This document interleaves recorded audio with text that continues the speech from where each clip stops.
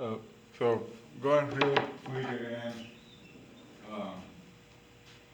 towards the wrenching, levering power of the sword. That's how we generate power.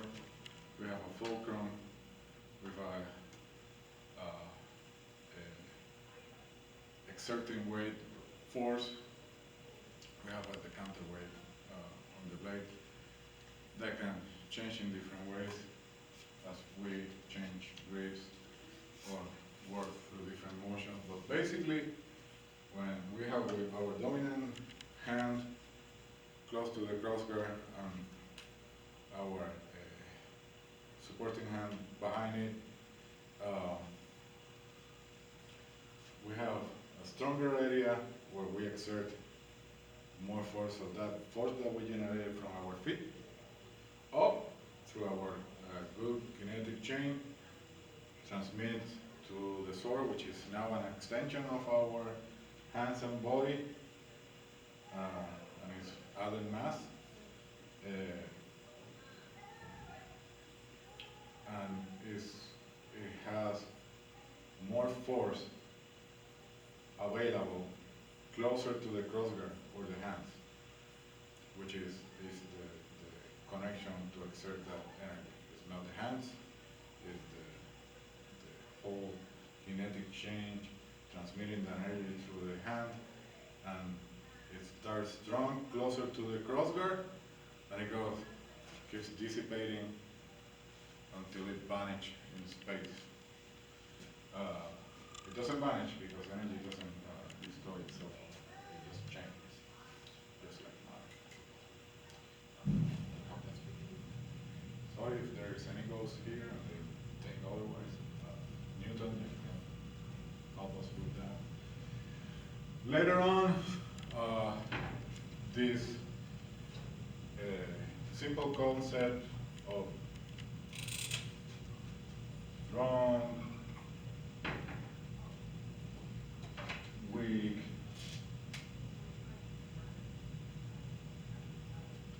middle, probably middle in between the two forces.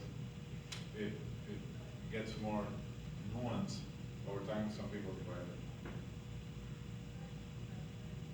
Super strong, weak strong, stronger weak, closer to the middle, or middle weak, middle strong.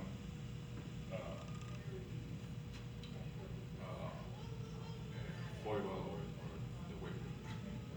And the point.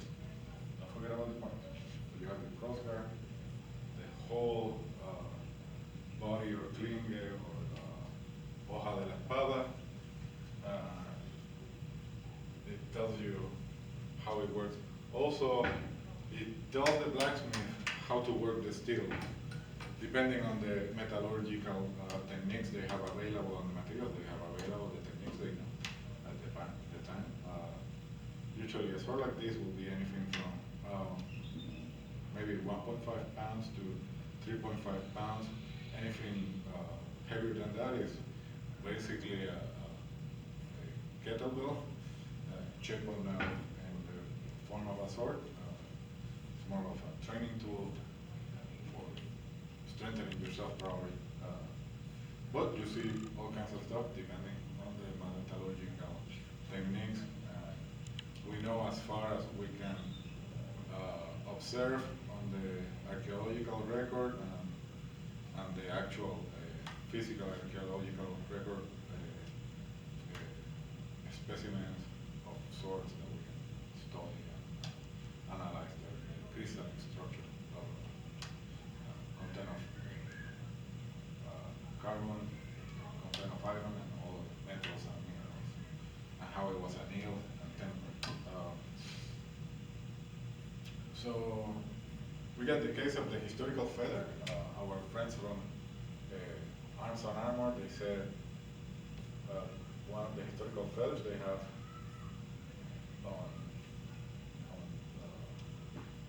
available for the body, and they have tried to reproduce, is basically a sword that it was meant for guild fencing probably, so it's thinner somewhere at the end of the sword, and it flexes, but it's more likely also to break at that point, while it's more sturdier and thicker on the stern of the sword plus the chip, right? Our feathers now they have like a thicker ends for safety, spatulated ends, but they're thicker. The material is grosser. But this one, they didn't have that, so they were more into coating with the blunt edge of a really thin feather. As a manly sport, maybe. And now our feathers, they flex from the whole length for safety. So you can see for my feather, for example, this is a Marek helmet from Bloss, the Armory in Poland, and the whole blade flexes. So if it was like a historical feather, most likely the last end of the blade will be flexing.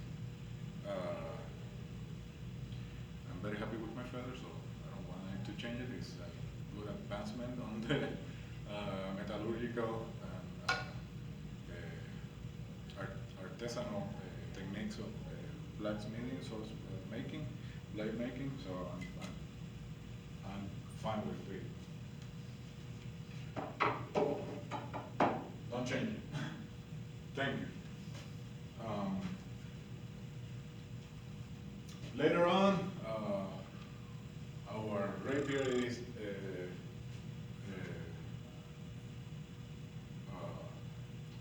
fencing manual writers. They talk about not only 4 sections of the blade, exerting different degrees of force and using different ways.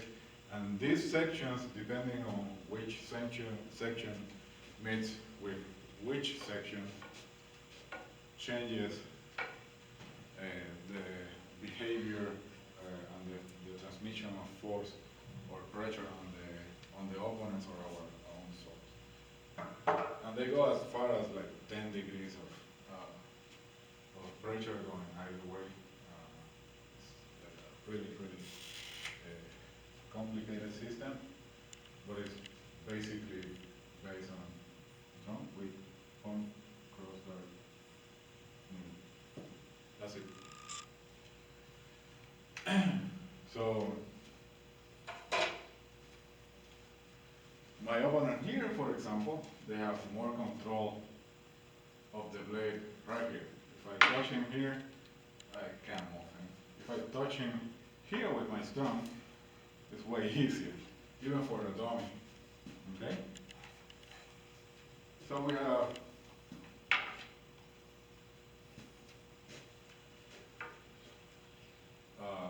cross or bind on the wick, on the middle, on the stone. When I'm here, I'm just going into ringing. I'm not cutting anywhere there. I'm probably kicking and biting for my life. But then the different interactions, if I go middle against that wick, is way stronger than that. Oh, it proved me wrong. So I guess it will be easier. It should be not as efficient as using a stronger part of my blade. You can notice because of the sound, I'm trying to exert the same force.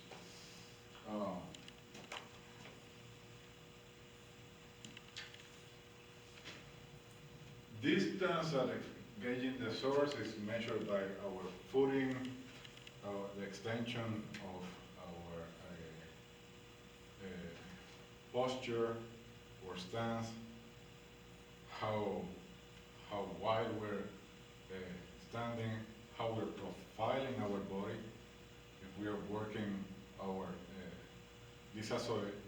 disassociating our lower body from our upper body, or we're working different profiles like a full 3/4, half, less than half. And our extension of the arms in relation to the height they are positioned towards the shoulders. So this is my measure. So there I'm pretty okay. I don't have to be here. I get a little length, but it's harder on my shoulder, so I just let it drop there, but I don't go over here because then I'm basically outline. So here is good.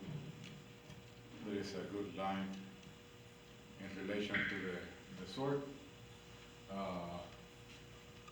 We in 417 HEMA, we tell, hey, if you're too young, let's see how tall you are. Okay, if your feather can reach your armpit, that's more or less the length of the sword. So what's happening here is, we got that little square we took like a while back on our balance position. That's just for purposes of demonstrating on the illustration. And these two guys are pretty close. They're not touching swords. They can be here, about a fist. They can be even farther away. I like to imagine that it's like a circle, and you see it on later sources like El Serio. They illustrated somewhat like that. Probably Tibalt does something similar like that. It's not long, so it's more of a middle rapier or late rapier.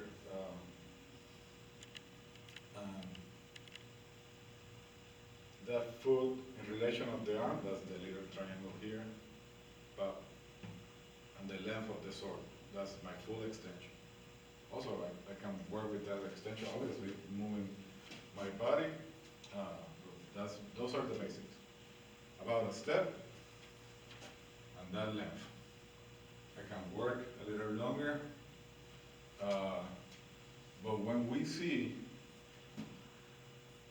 this back circle that touches the back foot, aligning with the back foot of your opponent, you are there. You're probably somewhere here. With the front feet are touching, you're probably somewhere here. Okay? We also learn from classical fencing there is a wedge.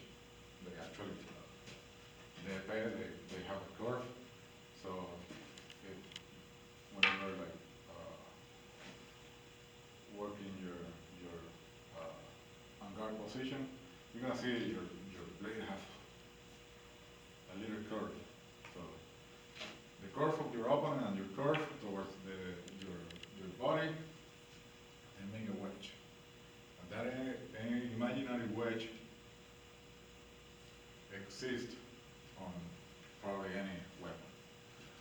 So if I'm here, I can move from here, hook, change the direction from here. Okay. There is so much I can do on the sword. We teach us basic bind or encroche techniques in 417 HEMA. This is your first distance, which we took from Kendo. Sorry if it's like, boring stuff from other martial arts, but we're trying to make sense of stuff. Wig against wig, middle against wig, middle. And you can do middle against middle, offline, looking all the way up, looking all the way down, or online, looking at the pro, which is more efficient and realistic in my opinion. Depending on the advancement of the student, that's how we work to make it more safe. We don't do any contact between students until we get to intermediate level. We start talking about these things from different sources, so they start having like an idea of the amplitude of what is the art and science of the sword on different periods from different authors, different regions, different languages.